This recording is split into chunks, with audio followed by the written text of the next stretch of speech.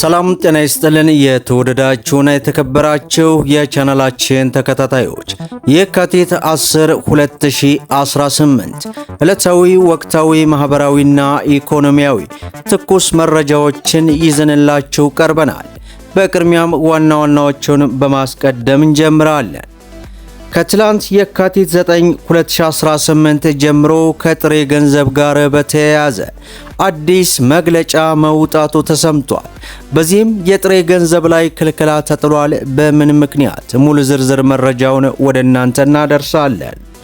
በሌላው መረጃችን ከቀረጥ ነፃን በተመለከተም ፍቃድ መሰጠቱ ተሰምቷል። ይህንንም በዝርዝር ይዘነዋል። የኢፌዴሪ ትምህርትና ስልጠና ባለስልጣን ተማሪዎች ላይ ጥብቅ መመሪያ ማውጣቱን አውቀናል። በዝርዝር ወደ እናንተ እናደርሳለን። እንዲሁም ከቻይና በኩል አዲስ መረጃ ተሰምቷል። ዜጎች ያለ ቪዛ ወደ ሀገሯ እንዲገቡ ፍቃድ መስጠቷ ተሰምቷል። የቶቹ ሀገራት በዝርዝር እናደርሳለን። ቪዲዮውን ላይክ፣ ቻናሉን ሰብስክራይብ እያደረጋችሁ እስከ መጨረሻው ድረስ ተከታተሉ። በቅድሚያ የኢፌዴሪ ትምህርትና ስልጠና ባለስልጣን ተማሪዎች ላይ ጥብቅ ትዕዛዝ አስተላለፈ።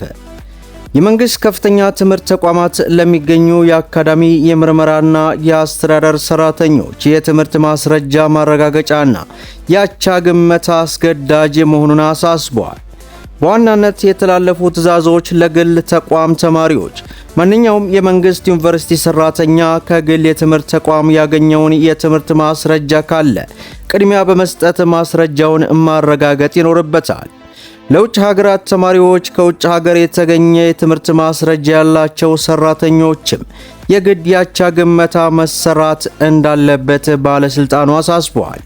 ሕጋዊ ተጠያቂነትን በተመለከተ ማስረጃው ሳይረጋገጥ የሚሰጥ ቅጥር፣ የደረጃ እድገት፣ የጥቅማ ጥቅም አበልና ማንኛውም ውድድር በሕግ የሚያስጠይቅ መሆኑን ተገልጿል። የዩኒቨርሲቲ አመራሮች ሰራተኞቻቸው ስለ ማስረጃው አሰጣጥና ማረጋገጫ በቂ መረጃ እንዳይኖራቸው የማገዝና ያለ እንግልት እንዲስተናገዱ የማድረግ ግዴታ ተጥሏል።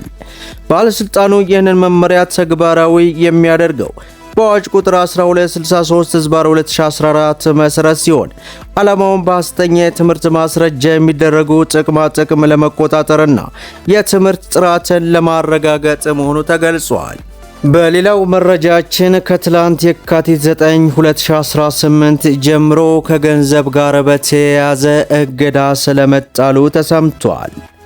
ከመቀሌ ውጭ ባሉ ከተሞች ከታህሳስ ወር፣ ከመቀሌ ደግሞ ከጥር ወር አጋማሽ ጀምሮ በባንኮች የተከሰተው የጥሬ ገንዘብ እጥረት በእጅጉ መባባሱን ቲክቫህ ኢትዮጵያ ከደቂቃዎች በፊት ይፋ አደረገ።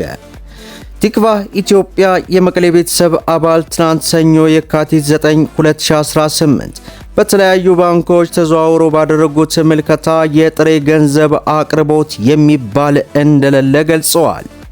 ለቆጣቢ ደንበኞቻቸው እስከ 1000 ብር ሲሰጡ የሰነበቱት ጥቂት ባንኮች ሳይቀር ካዝናቸው ተሟጦ የለንም ሲሉ ይደመጣሉ። በዚህም በተገልጋዮችና አገልጋዮች መካከል አላስፈላጊ የቃላት ምልልሶችም ይስተዋላሉ። አንዳንድ የባንክ ሰራተኞች ጥሬ ገንዘብ አላቸው ወደሚሏቸው ነጋዴዎች ጥሬ ገንዘብ እንዲያስገቡ ሊያባብሏቸው መሰማራታቸውም ቲክቫህ ኢትዮጵያ ታዝበዋል። የጊዜያዊ አስተዳደሩ ፕሬዝዳንት ታደሰ ወረደ ባለፈው ጥር ወር 2018 ጥሬ ገንዘብ ከባንክ አውጥተው ያከማቹ ግለሰቦች ላይ አስተዳደራዊ እርምጃ እንደሚወስድ በአደባባይ ቢያስጠነቀቀም እስካሁን በተግባርና በተጨባጭ የታየ አለመኖሩ ተገልጿል። ከዚሁ ጋር ተያይዞ የሰራተኞች ደሞዝ አለመከፈሉም አሳሳቢ ደረጃ መድረሱን ጨምሯል።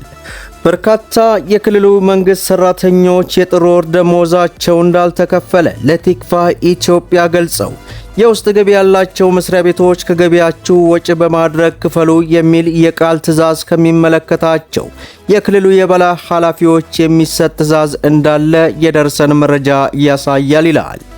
የውስጥ ገቢ በሌላቸው የመንግስት መስሪያ ቤቶች የሚሰሩ ሰራተኞች እስካሁን ባልተከፈለው ወርሃዊ ደሞዝ አስቤዛ መግዛት፣ የተማሪና ሌሎች ወርሃዊ ወጪዎችን መክፈልና መሸፈን አቅቷቸው ግራ ተገብቷቸው እንደሚገኙም ተናግረዋል። ቲክቫ ኢትዮጵያ ስለዚህ ጉዳይ ከክልሉ ከፍተኛ የሥራ ኃላፊዎች መረጃ ለማግኘት ያደረገው ጥረት አለመሳካቱንም ይፋ ማድረጉን ተመልክተናል። በሌላው መረጃችን ከቀረጥ ጋር በተያያዘ አዲስ መረጃ ተሰምቷል። የኢፌዴሪ የገንዘብ ሚኒስቴር ለኢንቨስትመንት ስራዎች የሚውሉ የካፒታል ዕቃዎች ዝርዝር ላይ ማሻሻያ በማድረግ የትራንስፎርሜሽን ጄኔሬተር የቀረጥ ነፃ መብት ተጠቃሚ እንዲሆኑ መወሰኑን በዚህ ሰዓት ይፋ አድርጓል። ሚኒስትሩ ጥር 22 ቀን 2018 ለክልልና ለከተማ አስተዳደር የኢንቨስትመንት ተቋማት በላከው ይፋዊ ደብዳቤ እንደገለጸው ይህ ማሻሻያ የተደረገው በወቅቱ በስራ ላይ የነበረው መመሪያ ቁጥር 1064/2017 ለባለ ሀብቶች አስፈላጊ የሆኑትን ሁሉንም የካፒታል ዕቃዎች ሙሉ በሙሉ ያላካተተ ሆኖ በመገኘቱ ነው። ይሁን እንጂ በአዲሱ መመሪያ መሰረት በትግበራ ላይ ባለው የካፒታል ዕቃዎች ዝርዝር ውስጥ ትራንስፎርመርና ጄኔሬተሮች እንዲካተቱ መደረጉን በገንዘብ ሚኒስቴር የተላከው ውሳኔ ያመለክታል። የኢንቨስትመንት ተቋማት ከባለሀብቶች የሚያቀርቡት የኢንቨስትመንት ጥያቄዎችን በዚሁ አዲስ ማሻሻያ መሰረት እንዲስተናገዱም መመሪያው ሰጥቷል። ይህንን ማሻሻያ ለባለሀብቶች የሚያጋጥማቸውን የኃይል አቅርቦት ችግር ለመቅረፍና የኢንቨስትመንት ፍሰትን ለማሳለጥ ከፍተኛ እገዛ ይኖረዋል ተብሎ መባሉን በዚህ ሰዓት ካፒታል አስነብቦናል። በሌላው መረጃችን ያለ ቪዛ ዜጎች ወደ ሀገሯ እንዲገቡ ቻይና መንግስት ፍቃድ መስጠቱ ተገልጿል። በአዲሱ ስትራቴጂያዊ አጋርነታችን መሰረት ቻይና ለካናዳውያን ያለ ቪዛ የመጓዝ እድል እየሰጠች ነው ሲሉ በዚህ ሰዓት መግለጫ ሰጥተዋል። የቻይና የውጭ ጉዳይ ሚኒስትር እንደገለጹት መደበኛ የፓስፖርት ባለቤት የሆኑ የካናዳ ዜጎች ከዛሬ ጀምሮ ያለ ቪዛ ወደ አገር ውስጥ መግባት ይችላሉም ብለዋል።